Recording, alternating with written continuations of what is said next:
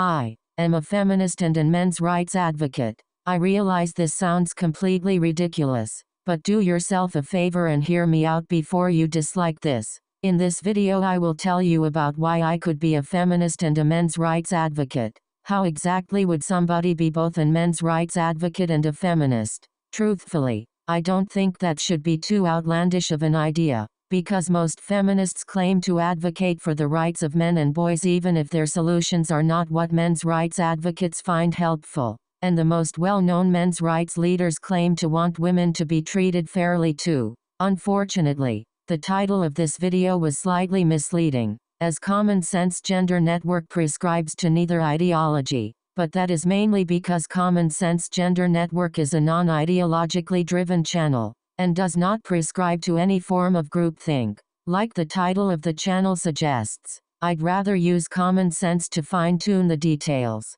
Regardless, if feminism is legitimately about advocating for the gender-specific issues of women, I obviously have no problem with that, and most reasonable people wouldn't. So I will list a few, and please weigh them carefully before you pass judgment on my perception. Reproductive rights are still an issue in many states of the USA, regardless of people's opinions of actual abortion. I think states that have abstinence-only education are severely misguided. Free condoms and birth control would be very helpful to the economy, and there are even all sorts of absurd loopholes of laws in some states that deny women things like morning-after pills. In Oklahoma, for example, there was, or still is, a law that allows clinics who carry morning-after pills to lie to customers about whether they have any of the pills at the clinic. It is not illegal for the workers of these clinics to lie and say they don't have them. Therefore, religious people often start working at clinics to purposefully deny women these methods of birth control,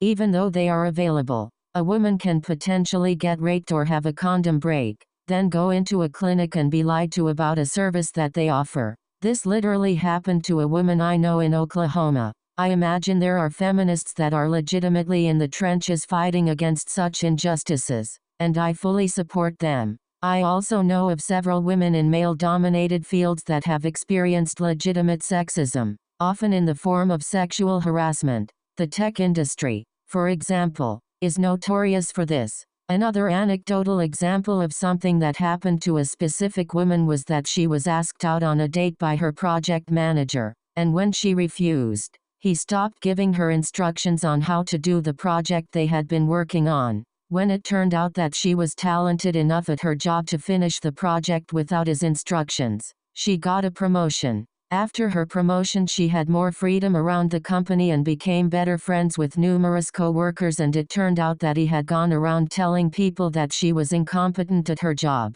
when in actuality she was more than qualified, and he was deliberately sabotaging her. I do not know how much this happens, but I have heard several accounts of this happening to women in male-dominated fields, and I do not fault feminists for wanting solutions on how to help these women. However, it should be of definite note that I don't feel most current fourth-wave intersectional feminists offer a whole lot of useful advice for women in male-dominated fields, likely because they have little to no experience with male-dominated fields. Most popular fourth-wave feminists seem to have studied liberal arts, specifically in the form of writing, gender studies, ethnic studies, and sociology. Therefore, their advice on getting rid of sexism in the workplace is often seen as rather shallow by critics. Bringing up things like mansplaining has mostly seemed to lead to heated gender-driven arguments more than anything, and the women who complained about air conditioning being more suited to men in the workplace sounded a tad desperate in the opinion of Common Sense Gender Network.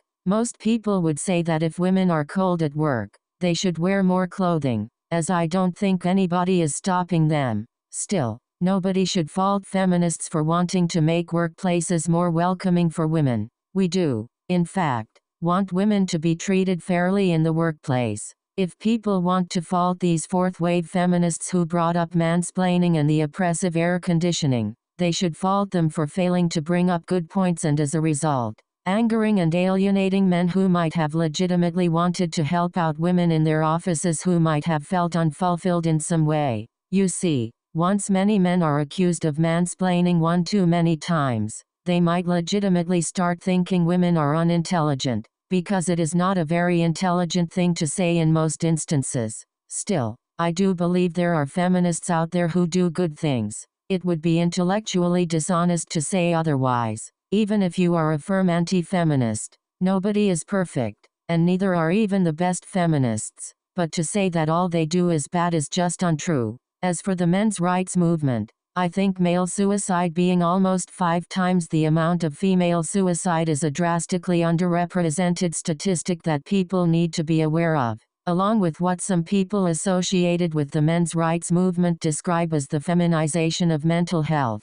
When presented with the number that men commit suicide at 5 times the rate of women, many feminists often claim that women attempt suicide more, and men simply use more violent methods of killing themselves like guns. This might almost hold water, but considering men are far less likely to seek mental health care, many more suicide attempts from men likely go unreported. Furthermore, the fact that men and boys are falling behind in every level of education in the West is absolutely ridiculous, and needs to be looked into. The fact that feminists not only almost never talk about these two issues, but attempt to deny their importance is appalling. Women compose around 60% or more of college students in the West, and yet feminists almost never mention this. In fact, many of them try to deny it, or make up excuses for it, like that women simply work harder, an excuse that would be severely offensive if it were to be said that men work harder than women.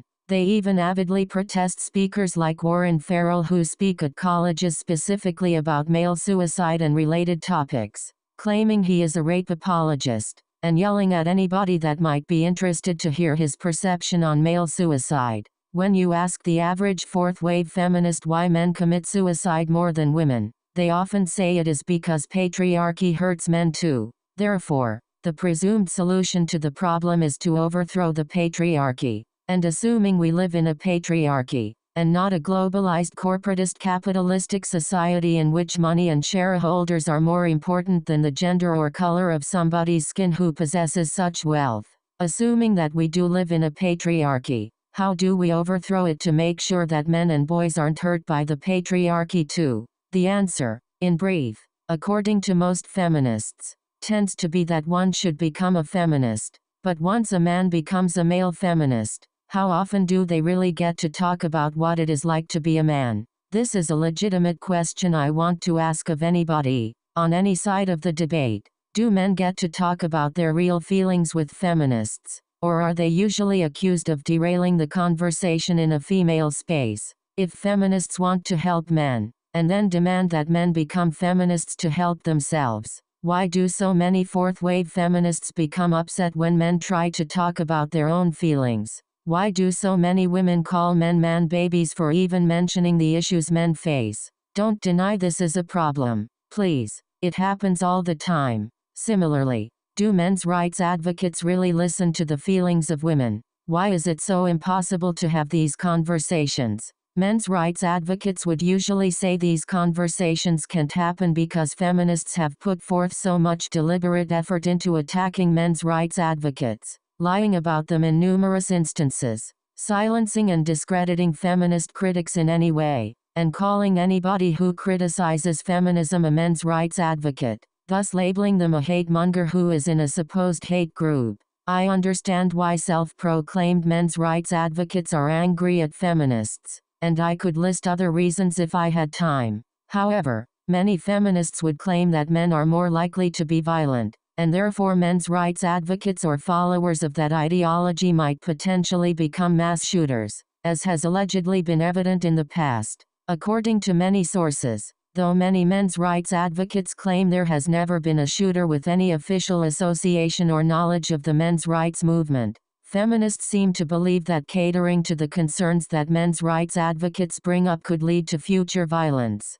and so it must be avoided at all costs. But doesn't anybody realize that this polarization is precisely what makes these issues so volatile, and what propels so much of the hatred from each side? If men and boys felt their issues were truly being addressed in the way that they wanted them to be, and not just the feminist version of it, don't people think that they would be less likely to flip out and become fanatical? I suppose that is why I made this channel. I am not overly concerned with the custody battles between parents, nor am I particularly interested in cases of domestic abuse, as I see that as a very complicated issue that I not only know little about, but varies so much on a case-to-case basis, as well as having a lot of room for people to interject personal bias. Many women become feminists after having a really bad relationship with a man, and many men's rights advocates become that way after being treated in a severely unfair manner by social groups and potentially the legal system.